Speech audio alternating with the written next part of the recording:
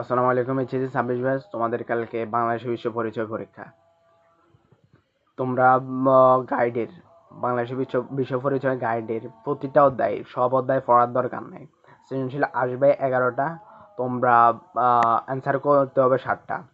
তো আশা করি 6টা যদি পড়ো, বেছে বেছে যদি 6টা পড়ো, তাহলে তোমাদের 7টা একদম কমন হয়ে যাবে। তো যদি 11টা না পড়া থাকে না পড়া থাকে না পড়া থাকলে প্রতিটা গাইডের শেষের দিকে 30টা করে এমসিকিউ, মানে তোমাদের এক্সাম দেওয়ার জন্য প্রতিটা গাইডের পিছনে থাকে।